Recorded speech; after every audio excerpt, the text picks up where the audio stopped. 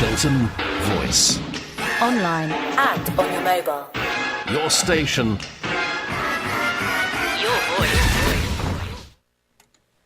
Hello, this is Marc Altmann here on Chiltern Voice in the studio in Chesham. Yeah, you are listening to the Marc Altmann Show again. Thank you very much for being in my show. And it's raining outside. And I must admit, I dressed as if it was summer because I want to invite summer. We need sun, we need warmth. I think it's very important. Even though I wear my white shoes. They are not dirty yet. Isn't it great? Yeah, we all know this. Whenever it's getting a bit wet outside, then our shoes are getting dirty. Okay, here I'm sitting now in the studio. And yeah, the Marc Altmann Show is very well known about what it's really is all about. It's all about spiritual topics. It's all about therapy. It's all about people who are changing people's life. And whenever we want to change people's life, we have to get in contact with people, and that's what I'm doing tonight. And I'm actually going to be in contact with Art Giser. And Art Giser is a very interesting man. He invented the energetic NLP, and he's in London here at the moment. He originally comes from the United States of America, and he's here because he went to a convention, and we will talk about this after the next song. And I will bring him in, and you will have a great show with me tonight, as usual. And so, welcome to the Marc Altmann Show. And enjoy the next song, because the next song is all about what it's really all about in life. What is it all about in life? It is time to break free. So, we need queens for to really break free. Because only sitting around doing nothing is nice. But getting answers for what is important in life, that's the key to heaven.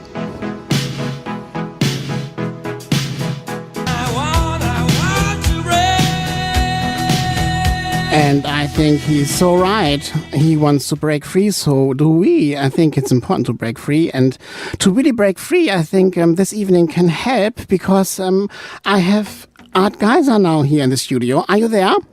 Yes, I am. Here you are, Art. Hello, how are you? I'm great. Really looking forward to speaking with you and your audience. Yes, and thank you very much for being here in my show tonight. You already are in London for several days, aren't you? Yes, I gave a workshop at the Well-Being Festival, and then I'm leading a workshop this coming weekend. Wonderful. So first, I want to introduce you, because I have read a lot about you, and what I can say is what I have here. For example, Art Giser is the creator of the energetic NLP. Energetic NLP is a unique synthesis of NLP, spiritual principles, intuition development, and transformative energy work. He's an internationally renowned executive coach, NLP trainer, intuitive and healer. Art's unique and diverse background includes NLP, spirituality, executive coaching, transformative and healing energy work, and intuition development. He managed a medical research lab for the University of California, San Francisco, and works with Fortune 100 companies to develop exceptional leaders and teams. Art's mission is to free people from energetic and unconscious programming and open up their miraculous abilities so that they can live happier, more successful lives. I think it sounds so great, Art. I'm impressed. Yes. It sounded very good to me too when you read it. Really, did it? Thank you very much. Yeah. So, how can you explain us what you are doing tonight? Yes. Well, some of the listeners may be familiar with NLP. I'll explain what NLP is and then what energetic NLP is, if that would be helpful. Please. And NLP stands for Neuro-Linguistic Programming, and it was started in California actually in the 1970s. And at that time in traditional psychology, they believed that deep personal change had to take years. And there's an old Woody Allen movie where he's talking to his woman friend, and he goes, "I've only been in therapy 12 years." Wow. And I'm not making fun of the old No, me neither. Sorry, but this is really, I know this myself, you see, from clients. Sometimes they go to therapy for years and years and years, and then after a session with you or with me or whatever, someone who's really good at it, then it's like, oh, it's a miracle breakthrough. Yeah, exactly. And the people who started NLP were aware of 5 or 6 therapists who got miraculous, magical results with people. Yes. So they started studying them and would videotape them. And particularly for younger listeners, back then a videotape machine was like the size of a refrigerator. Yes. And they studied them and they developed this whole system for rapid personal change. It's called NLP, or neuro-linguistic programming. And I've been a trainer in that field since 1985, and I was really lucky to study with all the developers of the field and have a couple of them as my mentors. Yes. But Wonderful. I was also lucky to start studying energy healing work, intuition development, spiritual principles.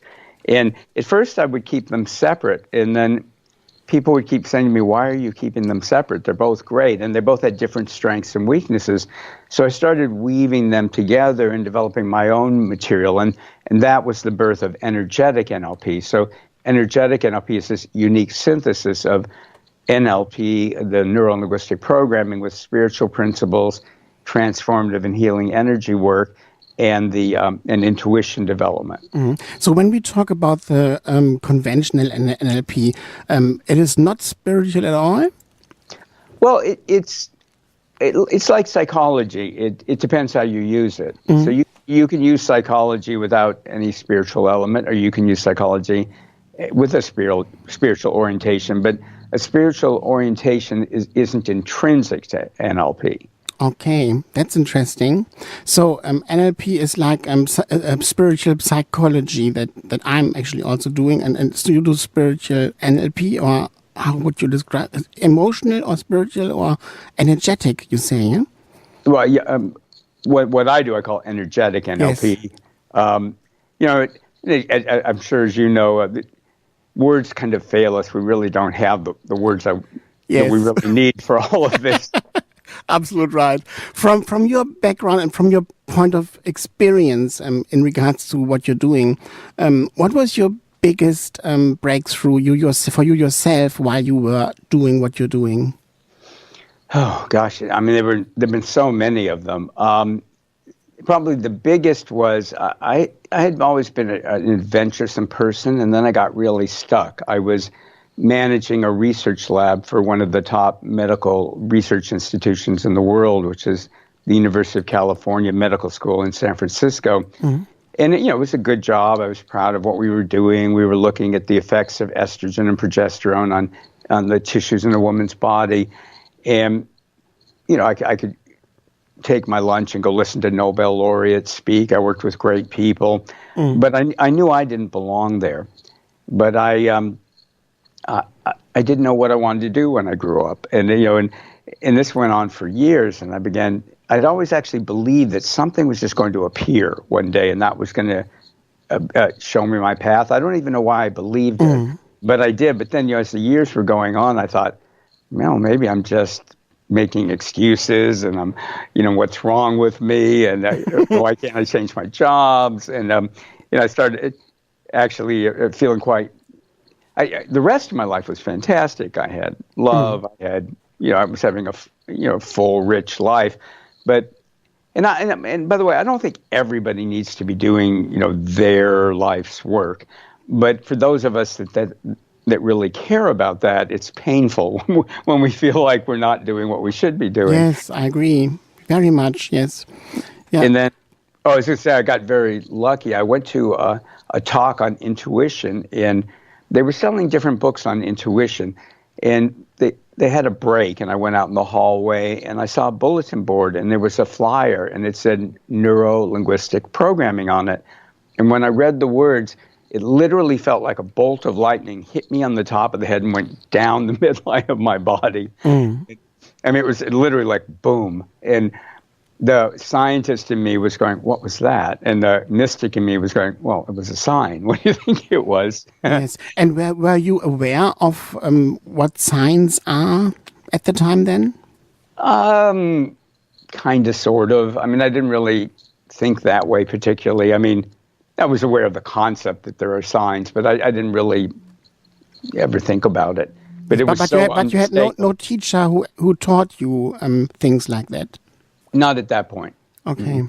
I only studied, and I hadn't really studied anything to do with the mystical and energetic and this kind of spirituality before. But it was just so unmistakable. I mean, like I said, I was having this argument in my mind, and part of my mind was saying, well, that's got to be a sign. I mean, what else could it be? Yes. And where did you get the bravery and the belief from to carry on going through the darkness, or we call it the dark night of the soul, you see? Where did you get this power from at the time? Well,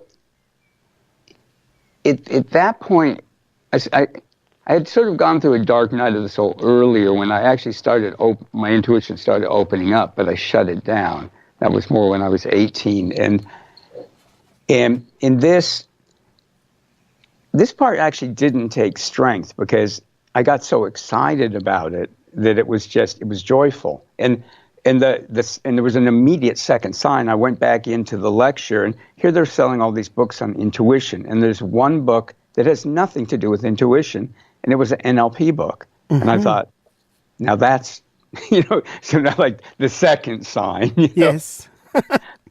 And wow. I bought it.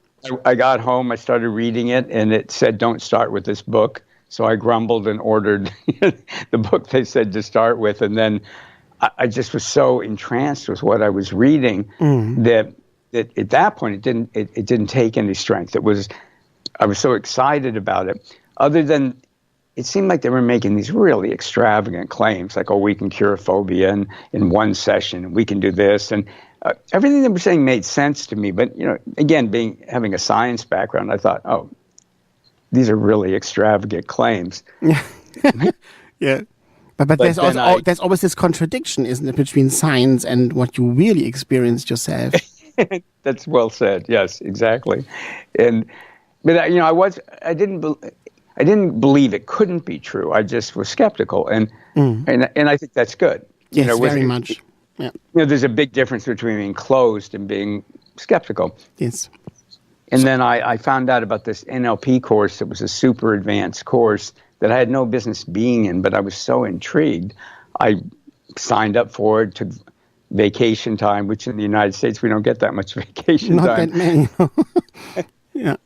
And then, 5 minutes into that course, I realized, oh, I'm in the right place. And then it had a mind-blowing 5 days, came back. 5 minutes. 5 minutes after you entered this course, you knew that you were at the right place, right time. Mm-hmm. Yeah. Wonderful. I love it. So clear. I love it. And we have more after the ads. Okay, stay there, Art. Yeah? Okay.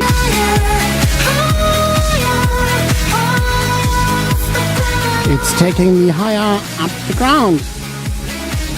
And this is Art again. Art, are you there? I am, and I was enjoying the music. Yeah, me too. Thank you for enjoying this. Okay, after 5 minutes, you immediately knew that you were there at the right time, right place, and this was what you, had you already had a vision for your future ahead?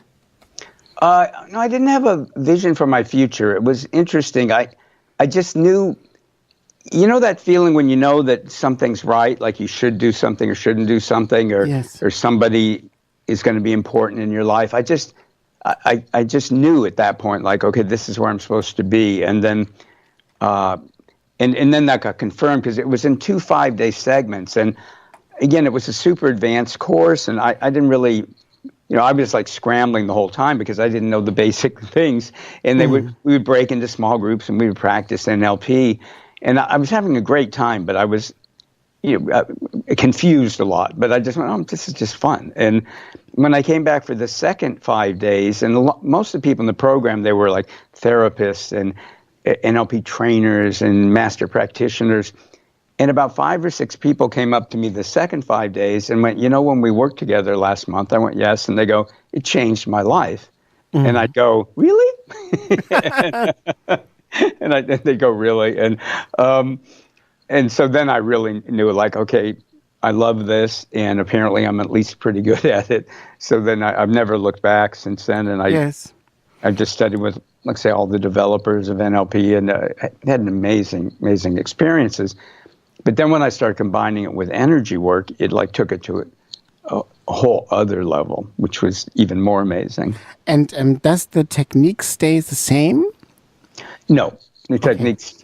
What stays the same, it's interesting, NLP isn't really the techniques that people associate with NLP. The developers of NLP used to say NLP was the thinking that created the techniques. That the techniques were the products of NLP. And I'll give you an example. And I'm not, I don't want to make it clear. I think there's a lot of people teaching energy work and doing really, really wonderful work. And one thing that doesn't quite suit me that most of them do is they're always telling you exactly the way things are. Like your chakra or energy center looks exactly like this, and it spins exactly this way, and it's exactly this color. But then another system will tell you it's different. It's in a different location. And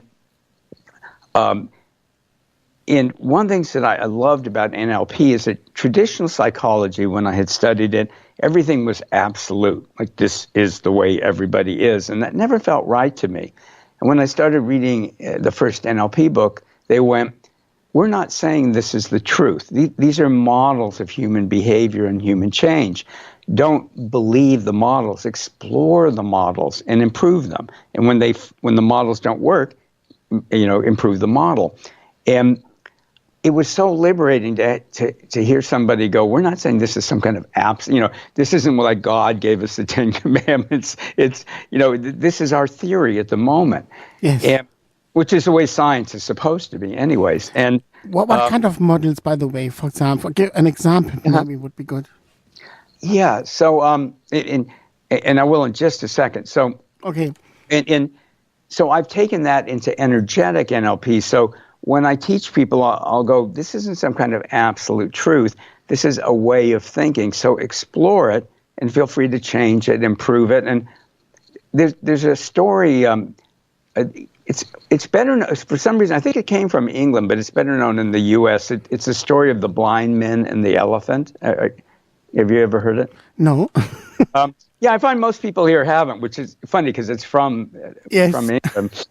But the story is these 6 blind men come upon an elephant, and one of them grabs the ear and goes, oh, an elephant's like a gigantic leaf.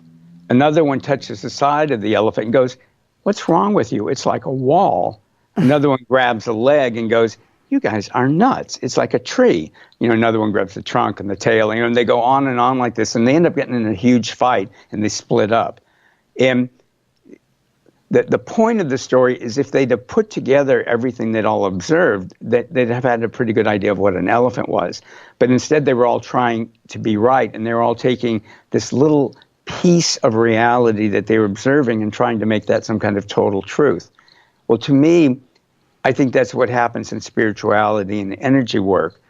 So I've studied with a lot of different teachers in energy work, from Western traditions to Philippine to South American. Had 2 empowerments from the Dalai Lama, and everybody has their different ideas and theories. And so like in the West now, it's common that the chakras or the energy centers, people typically describe them like they're little vortexes or tornadoes coming out from the body, forward and back usually, depending on where they are. But in some of the Eastern traditions, they go, no, a chakra, there's a central channel called the Sushumna near your spine, and the chakras don't point out, they point up, and they have petals. And one might have 4 petals, one might have 48 petals. And so these are very, very different ways of describing the same thing. But to me, it's like the blind man and the elephant. Each one is accurate, but each one is part of a beautiful, complex, multidimensional picture. And as human beings, we need to have simple models in order to do things. And at the same time, from my viewpoint, as soon as you believe that your simple model is the absolute truth, you put yourself in a box. So in energetic NLP, we take this NLP idea that these aren't truths, these are models, and we explore different models and look at the chakras in all kinds of different ways. And when you do that, you just multiply the things that you can do and the benefits you can get, if that makes sense. To me, it makes very much sense, and I hope to our listeners too. So it's maybe we can compare this with all the religions that exist on this planet, and they all are a certain kind of branch of the tree, and in the end of the day, it's all one. Exactly. I mean, that would. I mean, some religious people would agree with us, but yeah, I agree. Yeah. They're all seeing portions of a greater truth, and Yes. but then the kind of the extreme in every religion then goes, well, but this is the only truth and the only way you can see it, rather than going that there's many paths to spirituality, and none of them are wrong. You see, they all belong to the big picture of life. exactly, yeah. Yeah. Exactly. So it's the same with us in our daily life. We all experience certain aspects of one topic, and when we bring it all together, then we have a bigger perspective, right? Right, and in an NLP, one of the things that we would say is, no matter what you believe, or no matter in NLP we study the ways in which people think, and they go, no matter how good a particular way of thinking is, or a particular belief is, it will always hit its limits. And the goal in NLP was to be able to move between different perspectives, different models, different ways of thinking, and different strategies of thinking, because they each have their own strengths. And I think what you're saying, and I would agree with, is that all religions, all spiritual systems have what they're really good at, and they also all have their limitations. Yes, yes. The Dalai Lama wrote an interesting book. It's called The Universe in a Single Atom, the Universe in a Single Atom. And he's always liked science and technology since he was very small. And the point of the book is, he goes, spirituality has to learn from science, and science needs to learn from spirituality. It's not one way. So I guess the Tibetans used to go, there was a giant rabbit in the moon. And he goes, well, we know nowadays there isn't a giant rabbit in the moon, so we need to change our beliefs from what we learn from science. Yes. And science needs to alter their beliefs from what we can teach them. It's a really fascinating book, about breaking down the seeing it as a contradiction or a barrier, and going, they're both incredible systems, and how do we bring them together to something greater, so that 1 + 1 = 100. Yes. Absolutely right. From you yourself, what you have experienced with NLP, with your own very self now, what was the biggest change in you that you have experienced yourself while you were doing it to yourself, or someone else did it to you, or what was the biggest challenge? I've had breakthrough so many changes. breakthrough. So I don't know what the biggest is, but I can tell you a few really significant ones. So Yes. One is that it got me unstuck, and so NLP itself started the process of getting me unstuck. And one thing that we look in NLP, and this is part of energetic NLP too, is what are somebody's beliefs, both consciously and unconsciously, and where do those beliefs open up possibilities in their lives, and where do those beliefs contract them? So for me, the reason I had been stuck in my research job is I had begun to feel like I'd let myself down, because it wasn't really where I should be, was my belief. But then the belief that went with that was, whatever I do next is going to prove something about me. So the next one had better be good. So naturally, I was afraid to try a next one, because if it didn't work, then it was going to mean I wasn't who I thought I was, and it was going to hit my identity. And somebody who had studied NLP would have been able to, in one session, help me realize that's just a belief I've made up, and the next thing that I did, it could work or not work, and that, that I would have endless opportunities to keep trying things, and that a lot of the most successful people in the world had 2 to 4 major failures before they were ever successful. So this one belief kept me trapped in a box for years. So that was a very dramatic change with NLP. But with both the NLP and the energetic NLP, the overall change is just an opening up of all kinds of abilities in me. And with NLP, more what you might call practical abilities, but well, they're all practical, more typical kinds of abilities. And with the energy work, opening up abilities to do transformative energy work, to be intuitive, to know things that there's no way I could know. So that, I guess, I mean, your question's a great one, and I'm kind of thinking out loud, but I guess overall what they've both done is just opened up endless possibilities for life being more interesting, being more successful, more fun. Both NLP and energetic. NLP can be magical in terms of with health issues. And I always feel I have to be careful when I say that because, legally, I don't have the research to back it up. So all I can say is my experience has been, and my clients, not that it always works, but many times you see physical miracles when you either change their thinking, change their energy field. People transform their lives in many, many ways. And yes. And what we also experience is when we change our mindsets, then the chemicals in our brain are changing, isn't it? Mm-hmm. And this reaction has an effect on the entire body. Absolutely. In fact, when I do energy work with people, I always tell them you need to be drinking a lot of water because of those biochemical effects. Some of those chemicals you need to flush out of your system. And if you don't drink water, you can be kind of groggy or heavy, and water can really help. But yes, it's both in spirituality and in NLP, we would say the mind, the body, and in spirituality and the spirit are all interwoven. So when you change one, you're affecting the others. So yes. I'll tell people drink water, stretch, walk, because literally their body will want to realign in a healthier way after they've done energy work. Let's go back to this cleansing process after the ads, okay? You stay there. Yes.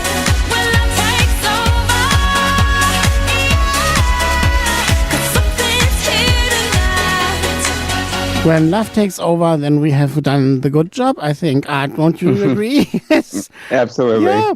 And love is always the result. And love is feeling very much free in yourself, isn't it? Mm-hmm. And to get there, we need to purify our inner body. How do you do that with NLP? Purify my inner body? Yeah, or your chakras, or your How do you break free yourself with the technique that you are providing? Yes, well, the whole learning for people to learn to work with their own energy field. There's a lot to it. I mean, I do training programs so that people can really learn it, but there are a few simple things that if people do them, it will make a huge difference in their lives. And I can share some of those. I just want people to know they're not the whole story, but they're really powerful, they're really effective, and they're fast and they're easy. Good, that's what we need. So would you like me to take people through? Please, yeah. Okay. Well, let me just let people know that whether they believe in energy work or not, when we start working with the energy, if somebody's driving while they're listening to this, then turn this off. The energies that I work with tend to be very high frequency, and they're designed to get people to go very inward. And often people get in this slightly altered space, not how you want to be when you're driving. So even if somebody's listening, they're going, well, I don't believe in this stuff, just don't listen to this while you're driving. So very good. Thank you very good for this advice. It's very good for our listeners to know that. Yeah, I used to sell CDs, and every now and then somebody go, yeah, I was listening to your CDs while I was driving, and I'm going, don't. It's like, it's like a lot of, it's sort of like, sure, you can drive really fast when it's raining, and you'll probably get away with it, but it's just not worth the risk,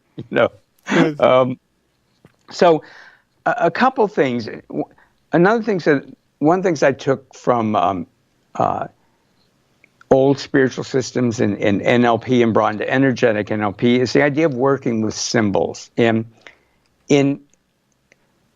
energy work, people talk about symbol and reality are one. Symbol and reality are one.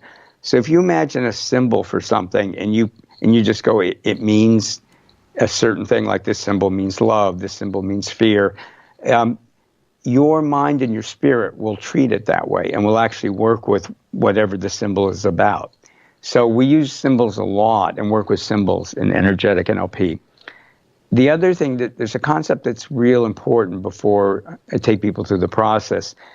In energetic NLP, we've made up a term, and it's your miraculous self. Your miraculous self. And a lot of times people go, oh, is it the same as your high self? And no, it's something completely different. Unless somebody studied energetic NLP, it's going to be something brand new. And how it developed is, I started noticing many, many years ago. I mean, I've been doing this work 33 years at least. And what I started noticing is that very often their human inner wisdom and their spirit didn't want the same things. And they were trying to manifest different things in their lives. One of the reasons people often have trouble manifesting a particular thing in their life is they don't have what we call whole being permission. And by whole being, I mean a person's spirit, their soul, their conscious mind, their unconscious mind, and their body. So spirit, soul, conscious mind, unconscious mind, and their body. And then the two other aspects to whole being permission are karma and what are called spiritual contracts. And obviously not going to get into all of that tonight, but the thing that I want people to realize is very often if there's parts of their lives that aren't working the way they want, it's because the different aspects of themselves are trying to do something different. And the way that I think of it is, so what I'm calling, in the miraculous self, we talk about your inner wisdom. And by that we mean your human inner wisdom. And for your miraculous self, the first part of that is when your human inner wisdom and your spirit are aligned in guiding you, supporting you, and nurturing you in life and helping you manifest. So guiding a person, supporting a person, nurturing them, and helping them manifest. And a lot of times people go, well, aren't they automatically aligned? And the answer is no, absolutely not. And to give an example, so you can think of your spirit as in many ways like being the perfect parent that's going, whatever you want, dear. So our spirits care about our human lives, but they give us free will, and they'll let us make choices. And our spirit, since it sees the big cosmic picture of our lives, how everything fits together, it sees a lot of choices in our lives as being legitimate spiritual paths. So let's say you're creating scarcity in your life. Well, your spirit's liable to go, well, yeah, that's a legitimate spiritual path. And if you're creating abundance in your life, it'll go, well, that's a legitimate spiritual path too. And is your heart broken? Well, that's a spiritual path. You have great love. That's a spiritual path. And again, it isn't that the spirit doesn't care. It just sees the value in all kinds of human experiences. Where our inner wisdom is human, and when it is communicating with the spirit, it can go, well, yes, I know from the big picture it's all valid spiritual paths.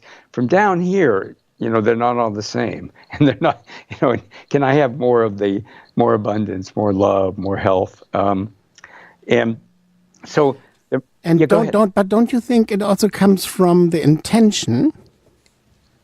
Well, yes, it's exactly it. It comes from intention. But the thing is, our spirit will let us have different intentions. And because our different intentions have spiritual value. There's, let me explain it this way. I was in San Francisco, and sometimes when I see a homeless person, in my mind, I ask them if they'd like a healing. And if I get a sense that they're answering me yes. So I'm just doing it spiritually. I'm asking them. And if I get a yes, I send them a healing. And if I get a no, I don't. And there's a man I used to see in San Francisco, and physically, mentally, in really bad shape. He lurches down the street. He can't speak much. And, and my heart always goes out to him. And so I saw him, and again, just there's something called being to being communication. So I just on a being level said, would you like an energetic healing? And what I'm about to describe it wasn't literally what I'm saying, but this was the feel of it.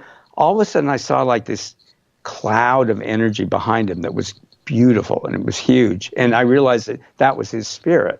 Can I ask you something? Yeah. You asking this person or the spirit for permission, how do you do? Do you talk to the people in with your own very mouth, or do you have ideas and thoughts about this person? No, you do it just by ideas and thoughts. But aren't you then already entering a person's karma's story? Well, not if I don't. If they say no and I leave them alone, not really. Okay, so they give a response, and then you know if you're allowed or not. Yes, and at first that sounds like some incredible, mysterious gift. It's actually really easy. It's just people haven't been taught how to do it.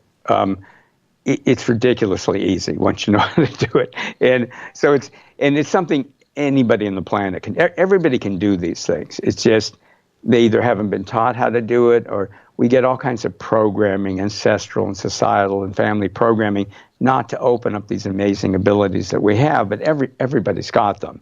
So when I talk about what I can do, anybody can learn to do these things. But I'm asking this only because I asked myself now while I listen to what you're saying there, where does this comes from in you to ask this in your inner, and does this come maybe from your heart, or does it have an effect on the person, or what is the intention of this? So what I would encourage you is not make it quite so linear at this point. Human beings, we're all in communication with each other spiritually and energetically. Permanent, yeah. We're all communicating, and everybody's experienced this. They've known somebody was in trouble, before they got the phone call. I mean, we've all experienced these things that indicate that we're connected to other people, and you can learn to use that deliberately. So you can literally, in your mind, ask somebody a question, and you'll very often get an answer. But I have it, for example, for myself. I sometimes have people who think, I can send healing to Marc, okay? And this healing doesn't arrive in me as a healing. It creates pressure in me. Absolutely. It creates something that I don't want, you see? And therefore, I rather like people not to send me energy or whatever kind of feeling, you see? And instead of asking me personal if I want that or not. Well, in energetic NLP, everything is permission-based. There's a term, inflicting a healing, and that's what you're talking about. Yes. We don't have a right to heal somebody just because we in our great knowledge think they need a healing. Yeah, and I also believe we can't heal anyone. The person heals himself, or God does the healing. Yeah, that's a whole topic in itself we could get into, but I'm not going to give a short answer to that one. But let me just say, everything in energetic NLP is permission-based, and when possible, you ask somebody, but you can learn how to just ask them one being to another, and usually they'll give you an answer, and it'll be clear. It'll be yes or no, or they'll go, well, you can do this, but you can't do that, because you're talking to their spirit. Your spirit is talking to their spirit, and it's not something I can explain it's something I teach people how to do. It's not something I can explain in a short time.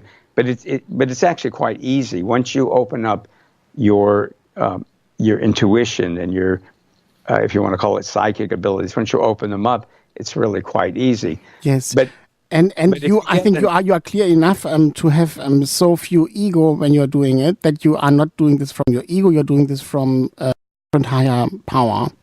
Absolutely, and that's the danger is you have to get your ego out of it, and that's part of the learning, is to get your ego out of it. But let me finish the story, and it'll answer your questions, I think. Mm-hmm. So in my mind, I asked this guy, being to being, if he wanted a healing, and all of a sudden I could see this huge energy behind him, which I realized was his spirit. And it didn't literally have a face, but I felt like it was smiling at me, and it was huge and powerful and beautiful. And the message that it sent me was, do I look like I need your help? And so I went, okay, and I didn't send him a healing. Mm. And the way that I interpreted that is, students is, that no matter how much, and it doesn't matter, it can be somebody you love greatly, but if you get no, then you're not allowed to send them a healing. You have to not do it. Mm. Yeah. But you always work on yourself. Yeah, I think this is most important, and I think it's very important for me. I realize it's really a selfish thing in the first place, because in the end of the day it's all about me or all about you, but then the effect that comes from it's all about me in the other one, this is the cleansing. Well, yeah, I mean, it's not selfish because we're all interrelated, and anytime anybody does work on themselves, they're working on the whole collective consciousness of humanity. But also, let's say somebody sees me and thinks I need some kind of help, and they work on themselves. If we get in any kind of resonance, that person and I, when they work on themselves, that opens an opportunity for me that I may or may not take. So it's always, if you believe like I do, and as many people do, that we're all interconnected spiritually, there's no such thing as just working on yourself or just working on another person. Yes. So I agree with you. I mean, it's always important to work on ourselves, and it's not about being selfish. It's about our spiritual development that helps everybody else. Yes, everybody else and us. And I think it's important. How I experience the Dalai Lama, for example, is he also does it in his own very system. When he gives a darshan, he always takes the spiritual present on board from the person that he gives darshan to, or the group that he gives darshan to. Darshan is a blessing. Yeah, I know what it is. Thank you. I mean, he has, the intricacies of how he works. I'm not that well versed in Tibet. I'm technically a Tibetan Buddhist, but because I've been through some ceremonies. But I don't know. I do know when I've seen him, when I've received the empowerments from him, he calls upon amazing energies. Yes. What a radiation. Wonderful. So we are now, we first finished now the first hour, and now I go to the ads and some news, and then I'm back with you, Art, and I can't wait for the next hour. Another hour with Art Giser and Marc Altmann, and you would enjoy it. Great. Thank you. This is Chiltern Voice. I should have walked away. And here we are again, the second hour with Art. Hi, Art. How are you there? Hi. Yes. Good.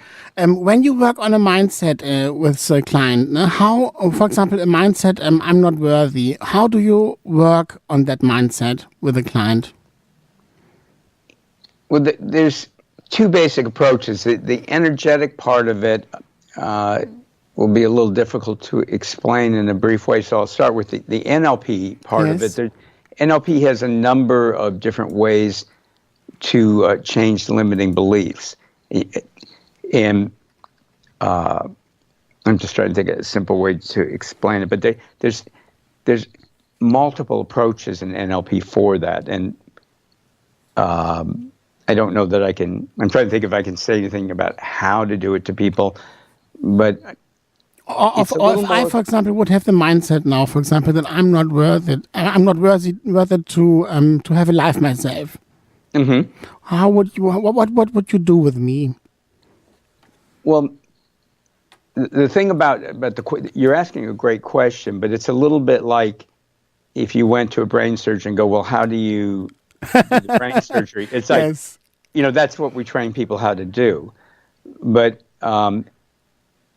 just to give people kind of what I hope will be a valuable tease on it, there's multiple NLP approaches and then energetic approaches. So one of the NLP approaches would be to look at the structure of how somebody codes their thoughts. So there's a lot of different parts of NLP, but one of the really fascinating ones is something that's called submodalities.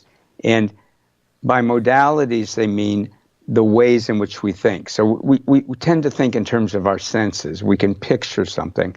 We can hear it in our mind. We can feel it.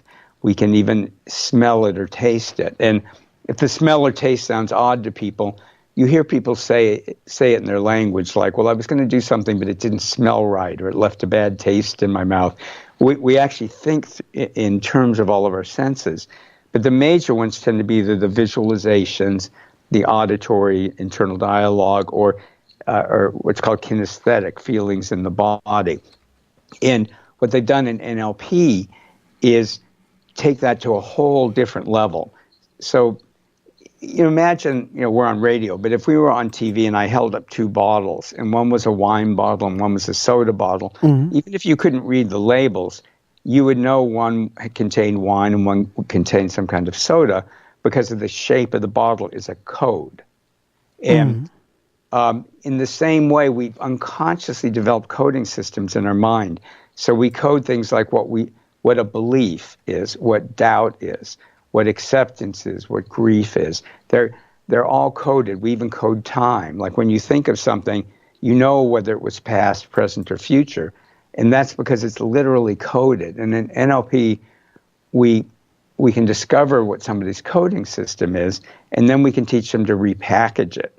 So I'll give you an example. And so you could do it from a belief to a doubt. You could take that belief about not being worthy and recode it as something that goes from a belief to a doubt, and then take the belief that you are worthy and code that as a belief.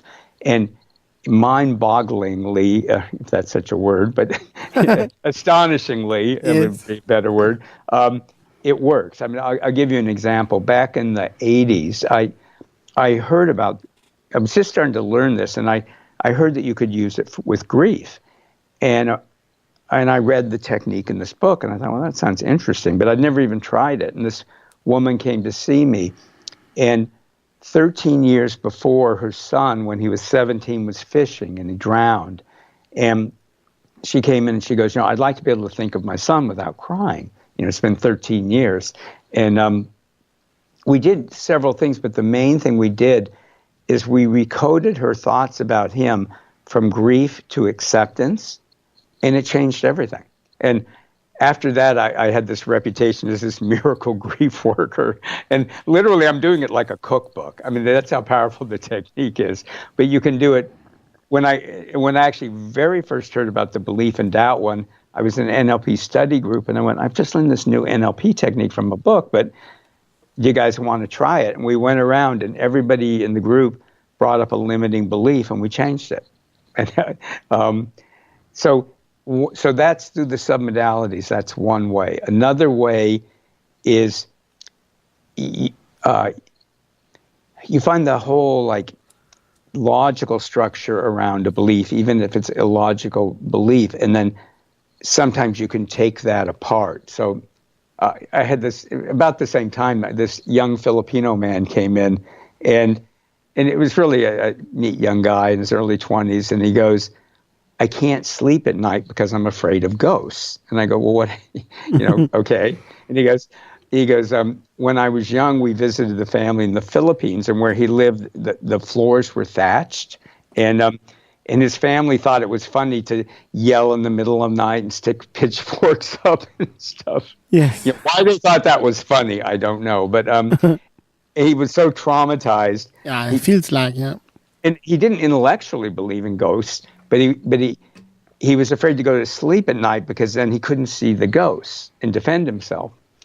And we did a few things around it, and finally I thought about what's around the belief, and I just looked at him and I went, well, what difference does it make if you see them? He goes, what? And I go, so if you see a ghost, are you going to hit it in the nose? I mean, it's a ghost. What difference does it make if you can see it or not? And pretty soon he starts laughing, and that started taking the belief apart, because you know what I mean?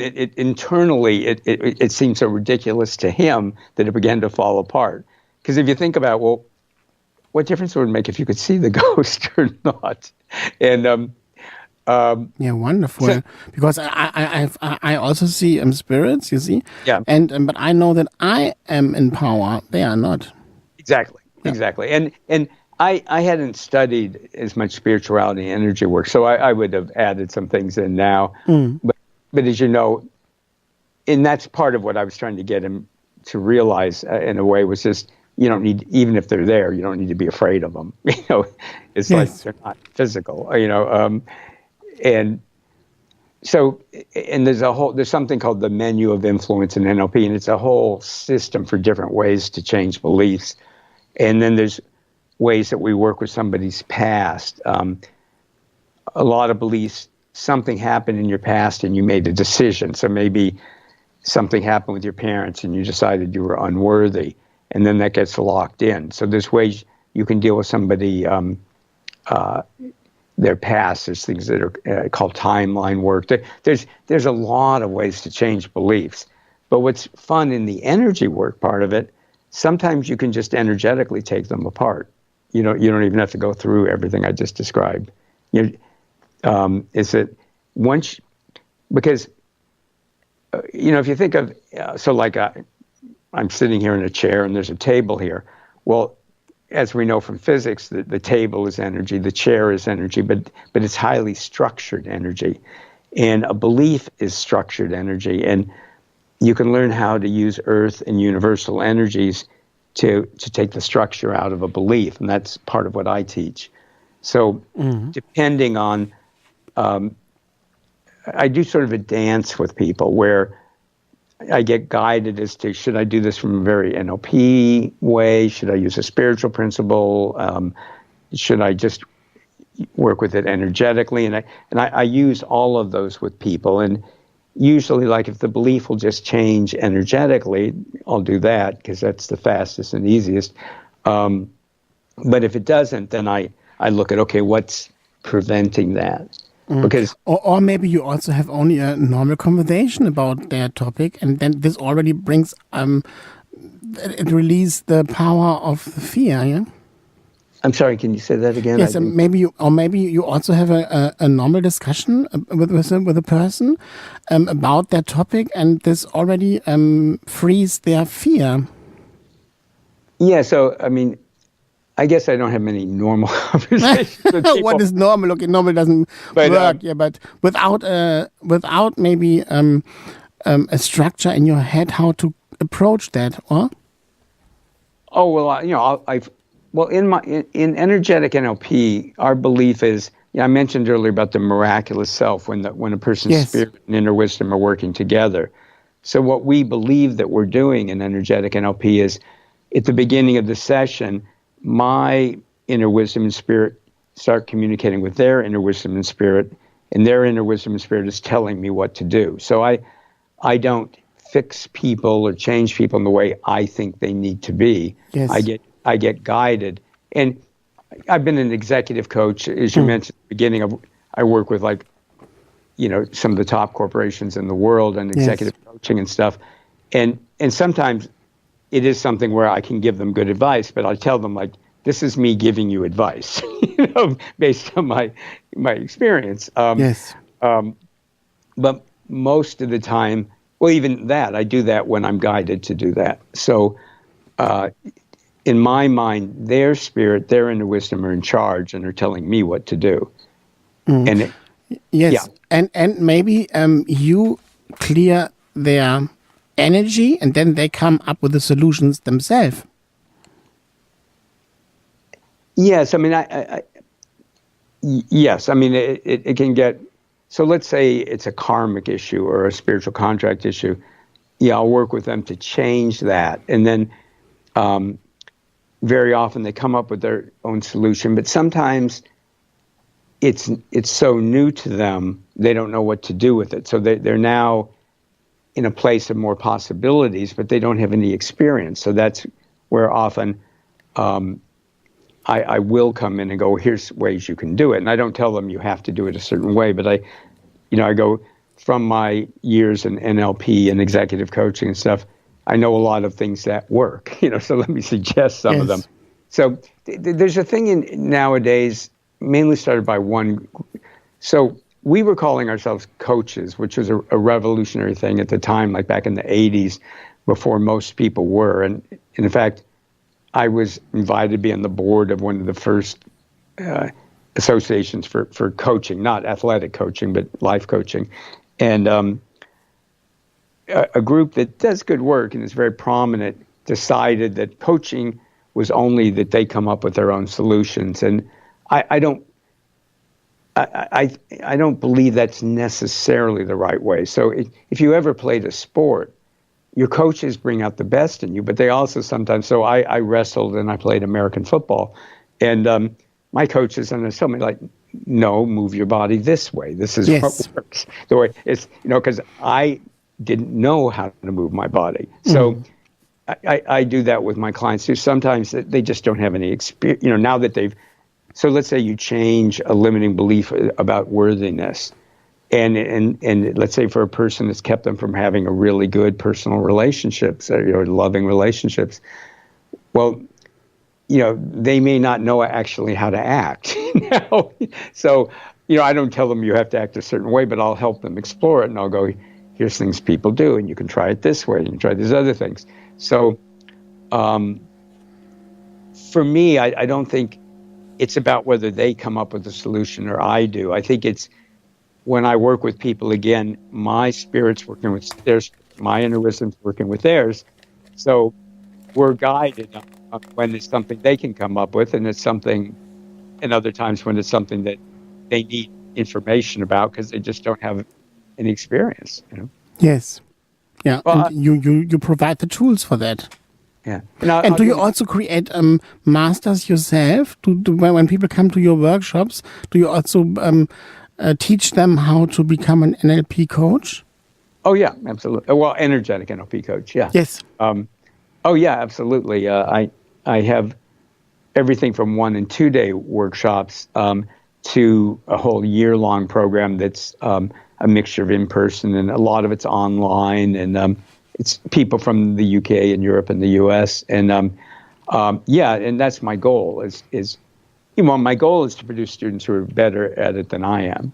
Wonderful. And there's also a workshop this weekend coming up in London, I think, yeah? There is, yeah. That's we call it an energetic NLP energy spa, and it's an advanced chakra workshop. And I did it 6 years ago in London, and people loved it.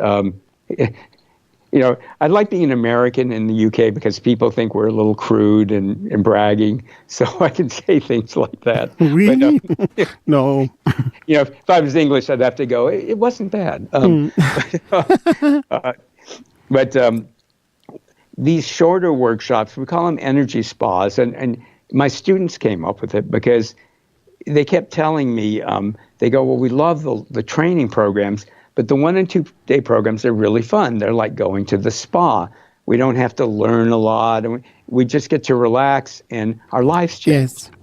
So in this chakra energy spa, we'll go through at least 12 of the major chakras, and a lot of people think there's only 7, but I mean, there's lots of them. We're going to work. Oh dear, yes, there are. Yeah. And we'll work with at least, or we'll work with more, but I'm saying we'll work with at least 12. Yes. That's good. What we do is, yes. I won't be teaching people that much about chakras, a little bit, because I want people to go beyond their conscious control and their logic. So in the beginning, they'll learn how to put their miraculous self, their inner wisdom and spirit in charge. So everybody in the room will have different experiences. And because my job is to bring in this whole symphony of energies, and then each person's miraculous self decides what energies to use and what they're going to do in their particular energy field. So we're going to go through over the 2 days at least 12 chakras, and we'll clear each one, we'll heal each one, we'll activate them, we'll empower them. It's really a lot of fun, and at the beginning, I tell people, you're not allowed to work hard here. You're not allowed to do effort. You're not allowed to be serious. We have a lot of fun. I mean, we get a lot done. But so it's a brilliant opportunity for people to experience your work whilst you're here in the UK this weekend, yeah? Yeah, and let me say, it's more than just experience my work. It'll be life-changing. They'll reset their chakras for more success and happiness. And it'll be this weekend in Westminster. And if people are interested, if they go to www.enlp for energetic NLP, ENLP, and then the word spa, SPA.com, they'll get all the information. And if they decide it's something they want to do and they sign up, if they use the coupon code MARC, M-A-R-C. Yes, please. For you, yes. So M-A-R-C, they'll get a 10% discount. Perfect. Wonderful. Thank you so much for that, Art. Wonderful. And I think it's only 10 minutes away from Victoria Station, isn't it? Yes, exactly. It's close to three different, it's Grange, Wellington, and I know it's a 6-minute walk from Westminster Abbey. It's near Victoria Station and a couple of other stations that I'm forgetting right now. Yes, and I have to say, you're usually the first one to be sold out each year at the Olympia Mind Body Spirit Festival, aren't you? Well, I don't know if I'm the first one, but that's what I heard from the manager, Paula. Yeah. Paula Holmes, thank you very much for bringing me and Art together tonight. Thank you. Thank you, Paula. She's listening. Yes. Paula. So great. Yeah, Paula's amazing, and Yes. she's. We're trying to get her to go into professionally. She's one of those people who are amazing at connecting people. She's just. Yeah, it's perfect. Wonderful. Absolutely perfect. So, Paula, we love you, and thank God you're here. Wonderful. So, shall I go ahead and teach people a couple of energy techniques? Yes, I think so. This would be great. But after the ads, okay, so I play some ads, right. and then I'm back with you, and I can't wait. This is Chiltern Voice.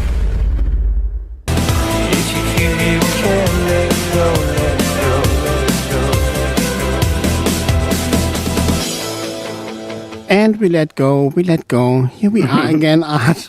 Yeah, I had to make this announcement because our Cheshire boy is there in Britain's Got Talent tonight, and I would love our listeners to vote for him.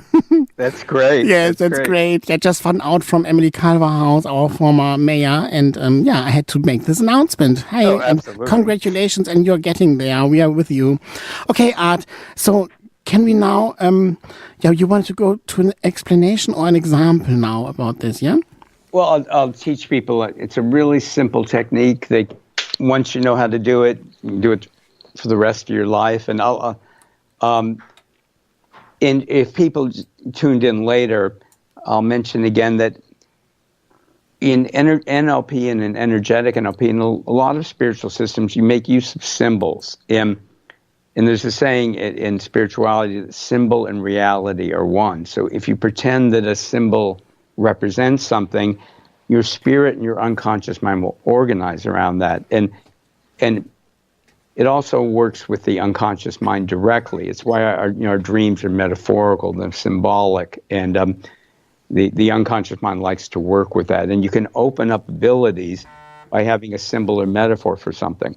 And the great thing is it doesn't even have to make any kind of logical sense, because all it's doing is giving your unconscious mind a guide. So to understand why we're doing this technique is, so people have an energy field in and around their body. It's often called the aura. They call it in India. And like any other part of our body, it gets dirty. And people would be appalled if they knew how much of the energy in their energy field isn't really theirs. I agree. It's amazing. And the way I usually tell people is like, if you look at your hands right now and imagine you had never ever washed your hands in your entire life, they would be coated with stuff and you wouldn't even be able to move your fingers much. But you would think that was really you. You would think the real you was this thing with these claw-like fingers. And then if you fell in a lake and they got washed off, you'd go, what is this stuff underneath it? And, it feels really good. And I can move my fingers, and this is really me. Well, it's the same way with our energy fields. Energy contains emotion, and it contains thoughts and programming. Energy contains thoughts, programming, emotion. And so when we have other people's energy in our energy field, we can feel their emotions, we can feel their thoughts, and at times that's fun. It's like why people go to a concert or sporting event, because what I like is even some of the most conservative sports announcers who don't believe in energy stuff, they'll talk about the energy of the crowd, and stuff. Yeah. I don't believe in energy, but you could feel the energy of the crowd because you can feel it, and particularly in this day and age when people have huge TVs and great sound systems, they still go to these public events because we enjoy being in all this energy. But if that energy doesn't clear from your energy field, it starts getting in the way. And it's not about whether it's quote unquote negative or positive energy. We don't label it that way in energetic NLP. It's either your energy or it's not. So it's your energy or it's not, and it's helpful or it's not. And energy in my energy field might be helpful for me and not helpful for somebody else. So it's really important for people listening. As soon as you go, it's good or bad or negative or positive, you get into resistance to it. And the old saying is true that what you resist persists. So we just go mine, not mine, helpful, not helpful. In this process, so what we're about to do is a really simple, really effective way to clear other people's energy out of your energy field, and then how to retrieve your own energy. Because it isn't just that we've absorbed other people's energies, but we've also scattered our energies all over the place. We leave it at work, we leave it in the past, present, and future. We have it in other people's energy fields. So this process will help people clear their own energy field and then retrieve their energy.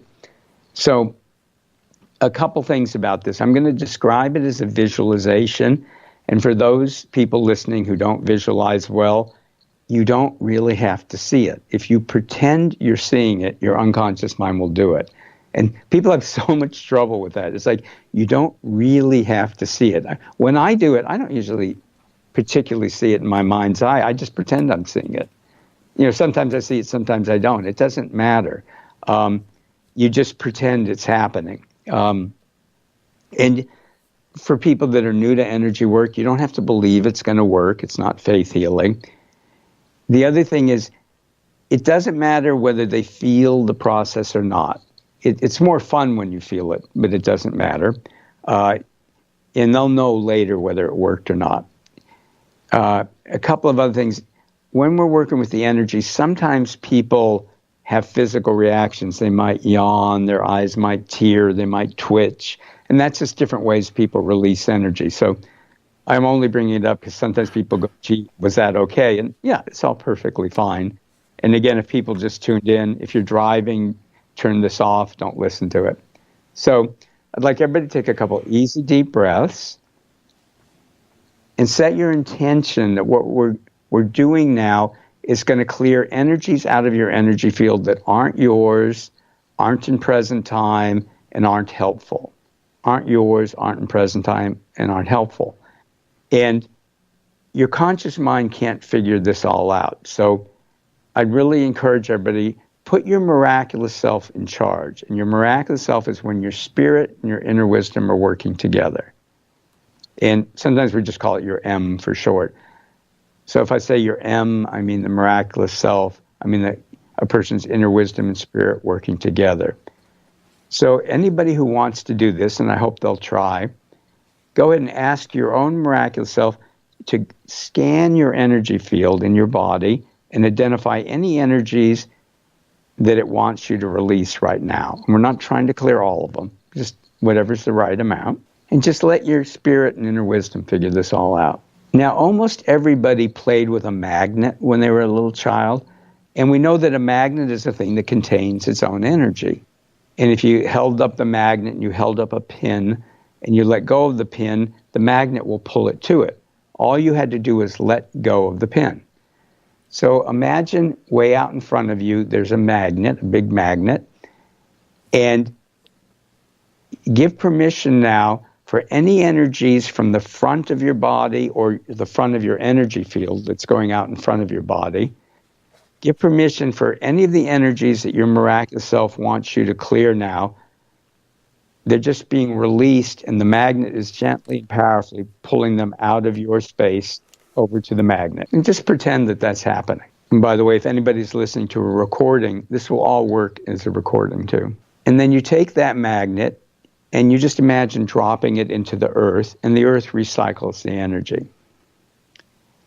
And we're going to do 4 magnets in all. Imagine a magnet floating high above your head, and it's going to clear your body and your energy field from your shoulders on up. So your shoulders, your neck, your jaw area, the inside of your head, your forehead, the back of your skull, the top of your head, and going up at least 3 meters, 9 feet. Just imagine this magnet and going all around you in all directions. Just give permission now for your miraculous self to identify any energies that want you to release up to that magnet, and the magnet just pulls them out. And then drop that magnet in the center of the earth, or into the earth. Let the earth recycle the energy. And this is my favorite. Put a magnet way behind you. And a lot of energy literally hides behind our back, whether it's the back of the head, the neck, between the shoulder blades, the whole solar plexus, abdomen, your rear, your thighs, your knees, your calves, your feet. Give permission for the back of your body and the back of your energy field now. Let your miraculous self release to the magnet any energies it wants to clear right now. And we drop that magnet in the center of the earth. Let the earth recycle the energy. And the 4th and last magnet is below you in the earth. And it clears from the base of your spine, through your hip joints, your thighs, your knees, your calves, your feet. And it goes down at least 1 meter, 3 feet below your feet, and all around you. Let that whole part of your body and energy field, let the energy be cleared and sent to that magnet in the earth. And then let the earth recycle that energy. And then the second part of this is where you retrieve your energy, and this part's real simple. Imagine floating high above your head is a golden ball of energy. And give your miraculous self permission to retrieve your energy from wherever you've scattered it. Past, present, future, in other people, other places. Let it retrieve your energy and bring it into your gold ball. And if there's any of your energy it thinks should stay somewhere else, it will leave it. But all of your energy that it wants to retrieve, it will retrieve into that gold ball above your head. And then your miraculous self will inspect the energy in the gold ball. And the energy that isn't really authentically yours, it may have come through your energy field, but it was never really yours, that energy gets sent into the earth to be recycled. Your authentic energy is sent down into your body and energy field, filling you up with your authentic energy. And also the gold ball sends down gold energy to fill any space that was left over in your body and energy field, because we never want to leave empty space. So just let it fill all the space in your energy field in your body. And how are you feeling right now, Marc? Well, I must admit I've done it too. It's good, wonderful, really refreshing. I don't need coffee anymore now. Thank you so much, Art. Yeah, this is a very helpful tool, and I think everyone can practice this at home themselves. Yes, absolutely. And I'll review the steps for people. And before I do, though, what I always suggest to people, if you do it in the morning when you first wake up, so I've never been a morning person, but when I do it first thing when I wake up in the morning, it's like, hello, world. Yes. And so if you do it in the morning, it starts your day off really well. If you do it before you go to sleep, you'll sleep better and more deeply. You'll get more rest, because sometimes when we sleep, we're not resting well. People can do it, let's say they have a big meeting or presentation or something, they can do this beforehand. And you can do it real quickly if you just have a minute. Let's say I do a lot of work in corporations. If somebody's in the middle of something and they're feeling challenged or unresourceful or something, they can do it real quickly. You can do it after you've been with people. For a lot of us, we get activated when we're with our family. So you can, if you're visiting your parents or relatives or children, you can do it beforehand. You can do it while you're there. You can do it afterwards.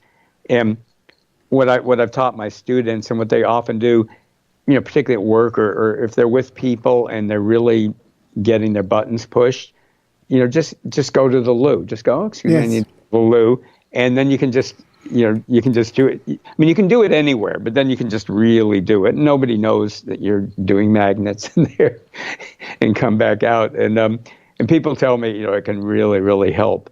But even if just people did it in the morning when they first get up and at night before they go to sleep, it will over time really improve their lives. It has really dramatic effects over time. And it has really dramatic short-term effects. Yes, and our topic today is live a more miraculous life, you see, and this is a part of it. Yep, exactly. Yep, I really like it, Art. So I play a song and some ads, and then I'm back with you. Stay there. Thank you. And we learn a lot today, so we can touch the sky. So, Paul, here it is.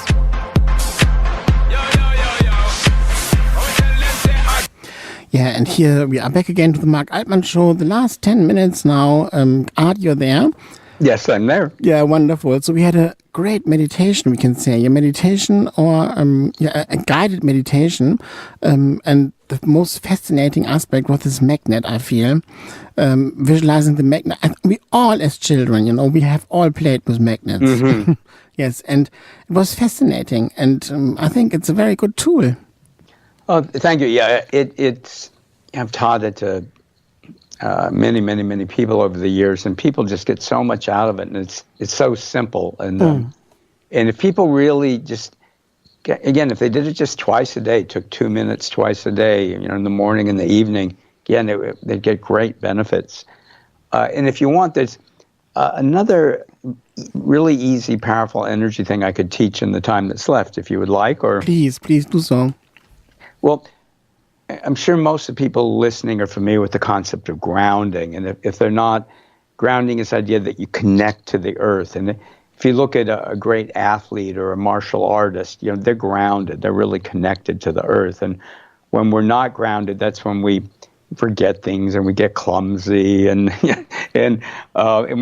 we're just not fully ourselves. And I'd like to teach people different way to ground that they might like, but I'd also like to add something in. And I remember years ago I was speaking at this 13th annual Energy Healing Conference, and a lot of incredible people there and really good healers. And almost nobody knew about what's called gender grounding. And it's not something I made up, but it's this amazing thing. And for some reason, very, very few people know about it. And it's really powerful. So I can take everybody through how to both a simple way to, a real powerful way to ground, and then we're going to add in gender grounding. And please.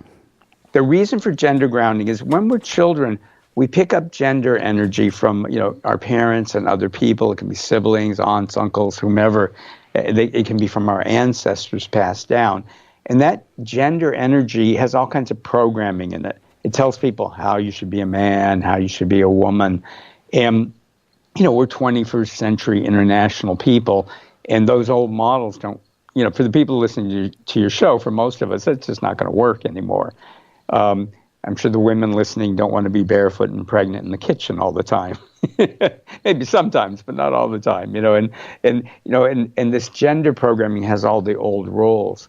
Also for women, a lot of women, particularly if they're in the helping professions, they lose their boundaries because they have all this programming to take care of others. And sometimes that's appropriate, if you have a young child. But when you're dealing with other adults, you can help them without becoming responsible for them. So when people learn to gender ground, they get more powerful in themselves, but also they're able to operate without all of these old restrictions. And sometimes people ask for people that are transgender. I would just say, experiment around with this. And both men and women have both male and female energy in them. And when you do the gender grounding, you're working with both. But let me take people through it. It's simpler than explaining it. And now, I say nothing again, okay? No. Yes. Yeah. Please. Most people are taught to ground like you ground yourself into the earth. to me, the earth is more powerful than we are, so I do it the other way around. So I'd like everybody to imagine you're giving the earth permission to ground you. You're giving the earth permission to do all the work. And a nice way to imagine that is that the earth sends up a column of energy up near the base of your spine. And it's about as wide as your hips. So it sends up this column of energy that doesn't actually touch you. It goes just below the base of your spine. And then you give the earth permission to ground your authentic energy and only your authentic energy into your body. And a fun way to imagine that is you can imagine there's a point of light in your energy body for every cell in your physical body. So every cell in your physical body has a point of light in your energy body. And when the earth grounds you, every point of light pops in the cell it's supposed to be in. It just goes plunk. And when the earth grounds you, it's not grounding other energies into your body, only your authentic energies. The other energies might still be in your energy field, but they're just floating. So I'd like everybody just imagine that now, that the earth sends up this tube of energy, it grounds you, and every point of light pops into the cell it belongs in. And then that grounding column of energy is like the root of a plant. And in the root of the plant, what nurtures the plant is coming up, and the waste products of the plant are going down the root. In the same way, give permission now for the earth to send up into your body and energy field energies that are nourishing, nurturing, healing, energies of manifestation, energies that love you and acknowledge you. So many people don't believe they have a right to be on the planet. They think they have to earn it. Well, let that Mother Nature, Mother Earth energy come up that says that everybody here is supposed to be here. There's no extra people. And let the earth love you, acknowledge you, nurture you, heal you. And at the same time, give the earth permission to gently pull out of your body and energy field any energies your miraculous self wants you to release. So what nurtures you is coming up, what acknowledges you is coming up, what loves you is coming up, and what you're ready to let go of is going down. And then to add in the gender grounding, from the pelvic area, imagine there are little tubes of energy that go into that grounding column. And from your chest, imagine there are tubes of energy going into that grounding column. And then give the earth permission to pull other people's gender energy, other people's male and female energy out of you, and to pull it into the earth. So we're clearing out other people's gender energy and all the programming and emotions and limitations that go with them. And then I'd like people to imagine they have a dial, and that dial controls their authentic gender energies. And they can dial it up and imagine your body's authentic gender energies are flowing to every cell in your body, sending strength and health and vitality to every cell in your body. So simultaneously, we have that grounding into the earth that's sending up what nurtures us and pulling out what we're ready to release. And the earth is also pulling out of us other people's gender energy so that we can dial up our authentic gender energy. And that's it. It's a really simple technique, but it's really, really powerful. The more people practice it, the more powerful it'll be. I've done it too, and yeah, fascinating, absolute good. Yeah, and now it's 10 o'clock nearly, and then we have to go to bed. But how can we go to bed being so awake now? This is so good. Are you still a bit jet lagged from your trip? I'm not jet lagged, but we've been. I've taught in London for years and years. I mean, I'm probably been in London 30, 40 times. So I have a great community of students and friends here. So I've been working all day, seeing friends in the evening and clients, and so I am a little tired, but I can't blame it on jet lag anymore. I'm having an amazing visit here. Oh, wonderful! Yeah, this show was really great. I love it. I love you. it. Yes, thank you so much for having been in my show tonight.